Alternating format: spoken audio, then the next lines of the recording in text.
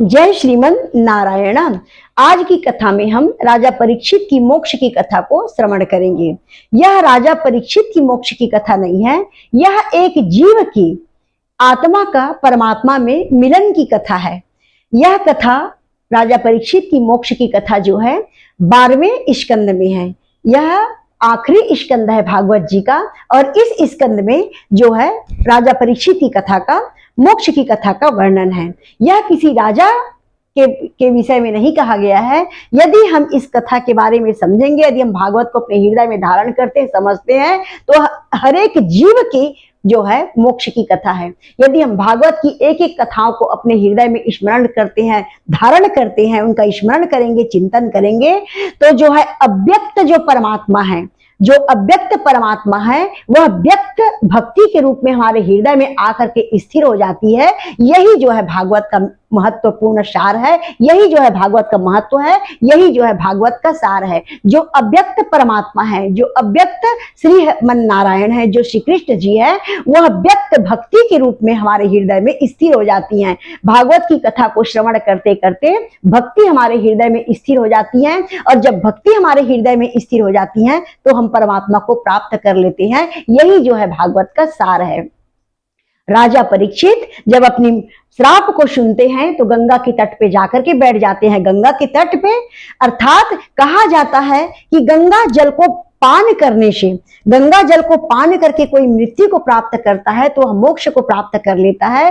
राजा परीक्षित ने वह मार्ग को चयन किया जिसमें गंगा का जल तो सामने था ही, उनका गोद था, उनका तट, गंगा का तट, अर्थात स्वयं गंगा माँ की गोद में वो बैठ करके जो है अपने आप को भगवान के ध्यान में विलय करना चाहते, भगवान के ध्यान में लगा देना चाहते हैं। माँ गंगा के गोद में बैठ करके वो भगवान को प्राप्त करना चाहते हैं। ऐसा करना निश्चित रूप से मोक्ष का जो है मार्ग है, निश्चित रूप से मोक्षदायी है। केवल गंगा जल का पान करने से जब मोक्ष मिल सकता है, तो गंगा माँ की गोद में बैठ करके यदि मृत्यु को हम वर्ण करें तो निश्चित रूप से मोक्ष को प्राप्त करेंगे। राजा परीक्षित जैसे महान धर्मात्मा, महान ज्ञानी, महान संत पुरुष ने इस मार्ग को चयन किया है, अपने मोक्ष के लिए गंगा माँ के तट को चयन किया है, और जा करके वो गंगा माँ के तट में बैठ जाते हैं। उस समय स्वामी सुखदेव जी आते हैं, महान गुरु की कृपा हुई, और आकर के उन्होंने जो है वहां पर भागवत की कथा को सुनाई है। राजा परीक्षित ने हाथ जोड़कर निवेदन किया है कि प्रभु बताइए, जिसकी मृत्यु निकट है उसे क्या करना चाहिए, किसका स्मरण करें, किसका ध्यान करें, किसका चिंतन करें, इसके बारे में आप मुझे बताए, प्रेम से आप इसके बारे में मुझे बताइए। तब बड़े प्रेम से जो है सुखदेव स्वामी ने यह कहा है कि राजा परीक्षित, इसके लिए केवल श्रीमन नारायण, श्री हरि नारायण की कथाओं को श्रवण करना, उनकी नाम का जाप करना, उनकी कथाओं को श्रवण करना, चिंतन करना, यही सबसे जो है महत्वपूर्ण एवं कल्याणकारी मार्ग है।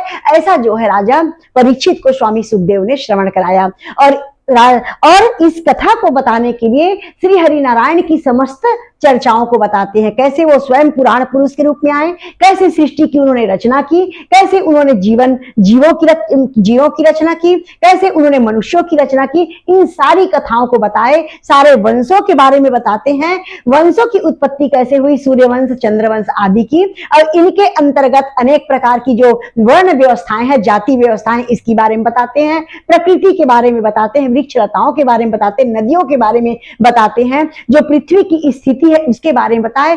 नाना प्रकार की चर्चाओं को करते करते भगवान कृष्ण की कथा में जाते हैं। भगवान कृष्ण की सारी कथाओं को बताते हुए उनकी स्वधाम गमन की कथा को श्रवण कराते हैं। स्वधाम गमन करने की कथा को जब श्रवण कर लेते हैं राजा परीक्षित, और बड़े प्रेम से जो है उनको धारण कर लेते हैं, पूरी कथाओं को धारण करें, कृष्ण जी की सारी कथाओं को श्रवण करें। उनके स्वधाम गमन को श्रवण करने के बाद उनके हृदय में जो है इस भक्ति जो है स्थिर हो जाती है, परमात्मा के प्रति अनन्य प्रेम का भाव जागृत हो जाता है। उसके बाद सुखदेव स्वामी उनको वहीं पर कहते हैं कि राजा परीक्षित, अब 7वां दिवस हो गया था, मृत्यु नजदीक थी, लेकिन मृत्यु तब तक नहीं आ सकती थी जब तक गुरु सामने हो, सदगुरु सामने हो, काल भी वहां पर प्रवेश नहीं कर सकता है। स्वामी सुखदेव ने कहा कि राजा परीक्षित, अब तुम जो है अपनी ध्यान अवस्था में बैठ जाओ, आंखें बंद कर लो, जो भी कथा को तुमने श्रवण किया है उसे सुनते हुए भगवान को स्मरण करते, उनका चिंतन करते हुए, भगवान को स्मरण करते हुए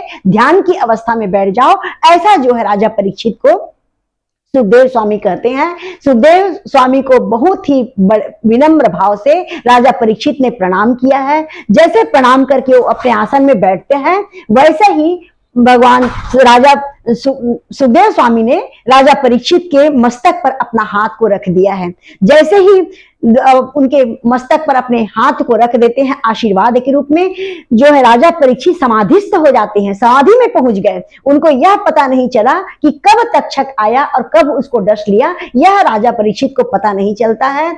इतना करने के बाद स्वामी सुखदेव उनको उनके मस्तक पर अपना हाथ रखते हैं और वहां से अन्य दिशा, अन्य लोक में, अन्य जगह में परिभ्रमण के लिए निकल जाते हैं, क्योंकि सुखदेव स्वामी पल भर भी एक जगह नहीं बैठते, यहां से वहां कहीं वो जो है भ्रमण करते रहते, वहां से कहीं दूर चले गए। इस प्रकार सुखदेव स्वामी इतने सुंदर भागवत की रचना को कह सुनाए हैं, इतनी सुंदर भागवत की कथा को सुनाए जो है समस्त मनुष्य के लिए कल्याणकारी है। राजा परीक्षित को सुनाना, स्वामी सुखदेव का कहना हम समस्त मानव जीवन के लिए, समस्त मानव जाति के लिए परम कल्याणकारी हो गया है। इस कथा के माध्यम से समस्त जो है जीव मानव जीवन है, जो मानव जाति है, अपने हृदय में भगवान को स्थिर कर लेते हैं, भक्ति को स्थिर कर लेते हैं और परमात्मा को प्राप्त कर सकते हैं। परमात्मा के प्रति उनकी इतनी प्रेम, प्रगाढ़ प्रेम पैदा हो जाती है कि स्वयं भगवान उनके हृदय में प्रकट हो जाते हैं। यह भागवत का परिणाम है। इसके लिए भगवान की कथाओं को बार बार श्रवण करना, चिंतन करना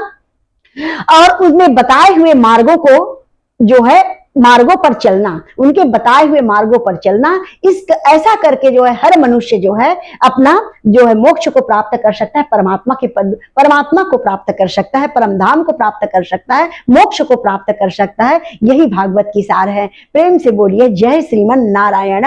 यह जो है भगवान ना तो यह भागवत का अंत है, न श्री कृष्ण की कथा का अंत है। यह जो है अव्यक्त परमात्मा को, अव्यक्त परमात्मा का व्यक्त रूप से भक्ति के रूप में प्रकट होना है, यही भागवत का सार है। अब भगवान के लिए यही दो शब्द कह सकते हैं कि हे माधव, मेरा कुछ भी नहीं है, जो था जो है वो सब कुछ आपका है, ये शब्द, ये वाणी सब कुछ आपका है। आपके श्री चरण कमल को हमारा कोटि कोटि प्रणाम। ओम श्री कृष्णार्पणमस्तु। सर्व कुछ मैं भगवान श्री कृष्ण के चरण में अर्पित करती हूँ। प्रेम से बोलिए जय श्रीमन नारायण। भगवान सुखदेव स्वामी की जय।